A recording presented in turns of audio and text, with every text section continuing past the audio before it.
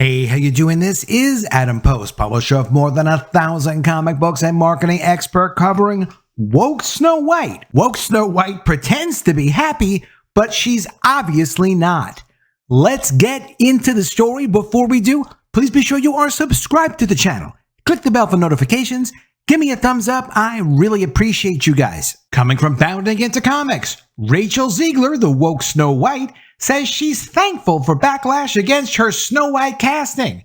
Nothing can hurt anymore because they've said the worst that they've said. Little does she realize it could get much worse from here. No one's even seen a performance from her yet as Snow White. Oh, it can get much worse than it's gotten so far. From The Hollywood Reporter, Disney delays Snow White and Elio a year. The movie got such bad backlash, they had to delay it for at least a year. And they even had to get rid of the 7 magical creatures rather than the 7 dwarfs to add them back in as CGI. From hit Hollywood in toto, Disney's Bob Iger throws black female Marvel's director under the bus. It's all well and good to get these parts. It's all well and good to get these diverse opportunities because Disney is so focused on their corporate equality index. They've gotten 100% score out of 100 since 2007. So it's great to take the opportunity when you get it and get to be the diverse version of The Little Mermaid, get to be the diverse version of Snow White, get paid millions of dollars, get the opportunity to direct a Marvel film like Nia DaCosta did. But when things go wrong, they're going to be thrown under the bus the same way that Nia DaCosta did. This could be their whole career. There's a lot riding on this for Rachel Zegler. The same as no one's going to be hiring Nia DaCosta anytime soon to do another $300 million blockbuster movie. It's just not going to happen. Her career has been damaged forever because of the Marvels. According to Snow White star Rachel Zegler, rather than despair at the widespread backlash to her casting as a race-swap version of Disney's first animated princess, Snow White, the actress has learned to be thankful for the discussion as it's allowed her to supposedly grow thicker skin. The controversial actress weighed in on the discourse surrounding her upcoming role while speaking to fellow Disney actress Hailey Bailey, who earlier this year portrayed Ariel in the live-action The Little Mermaid for Variety's Actor on Actors interview series. First broaching the topic following a discussion of Bailey's woke performance in the aforementioned remake, Zegler began the conversation by giving praise to her colleague for how there's always people who have something to say about our castings, but you prove them wrong with grace. The Little Mermaid remake, which wasn't a complete financial flop, but did a lot less business than a non-woke remake like Beauty and the Beast, was an overall disappointment financially for Disney. It also contributed to Disney's very damaged reputation now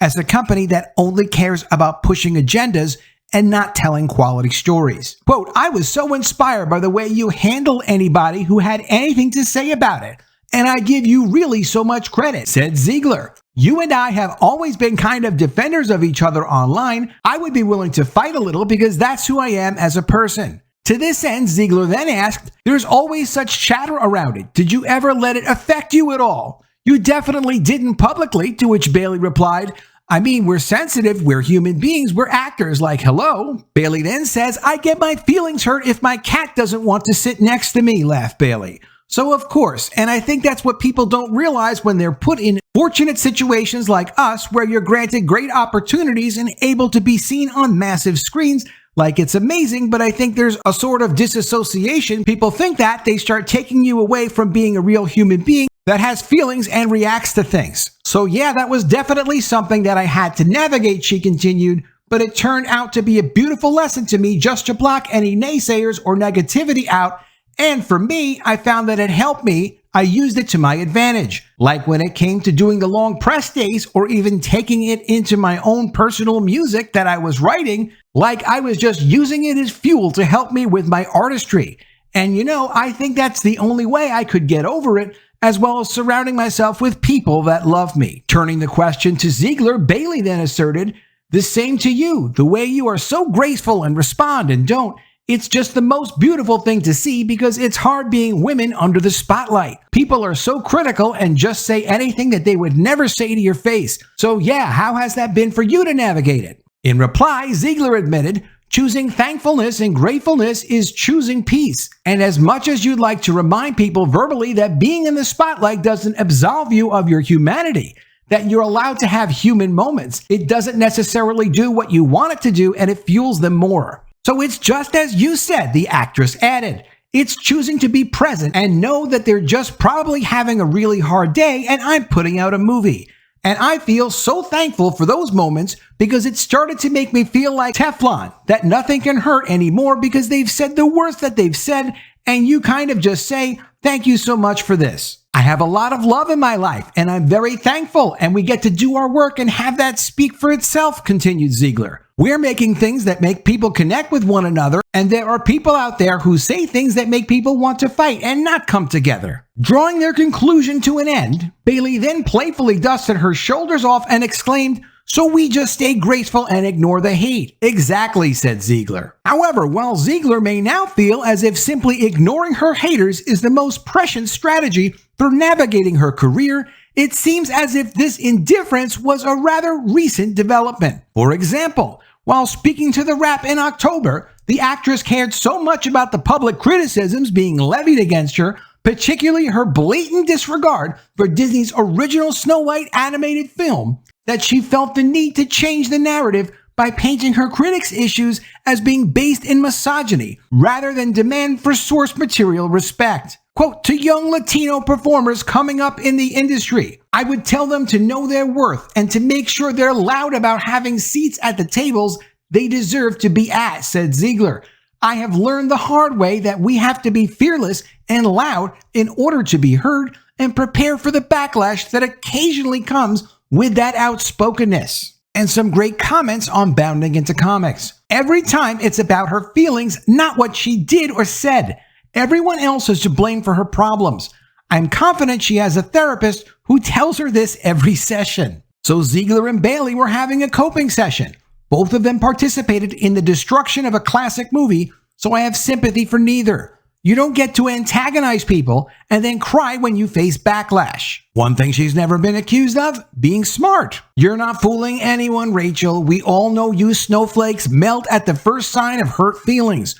You'll be paying your therapist overtime after the movie comes out. I honestly feel bad for her. She's just a brainwashed product of the system, encouraged to be a vacuous, ill-witted, self-centered pop-tart of a human being by every agent, handler, sycophant, and activist who's ever been in her sphere. So few of these child stars, and yes, I know Alexander the Great conquered the known world by 30, but these days 22 is still a child, escape the poison that is Hollywood and leftist elitism. They've been inhaling it for so long, they wouldn't even know what to do with fresh air. And lastly, from Spicy Moose. Oh, Rachel, Rachel, Rachel, Rachel, have you been paying attention? The era of failing upwards is over. You just plain fail now, no matter how many boxes you tick, because the money's run out. Disney is starting to be held accountable in the public stock markets, where analysts are saying, yeah, these movies are not good. They're all losing money. It's a serious problem. There was a big narrative going around in the analyst community talking about how Disney didn't have $1 billion movie in 2023.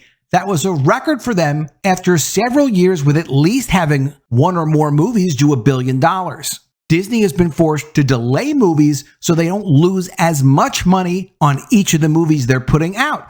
They've delayed Snow White a year. They delayed Elio from Pixar for a year. They've delayed multiple Marvel projects. And the truth of it is, the delays make a lot of good sense for Disney because they do get revenue in from theme parks. They do get revenue in from the linear channels. They're getting a lot of revenue in from the streaming services, even though they're still losing money. And the movies just embarrass the entire company. What Rachel Zegler should have learned by now, and for sure is worried about, is that the diverse superstars like Nia DaCosta, who got to co-write and direct the Marvels, are not going to be appreciated when there are massive financial failures. They're going to start to get blamed, just like Nia DaCosta did. Let me know what you think of all this in the comments below. Always love to see your ideas. Please be sure you are subscribed to the channel.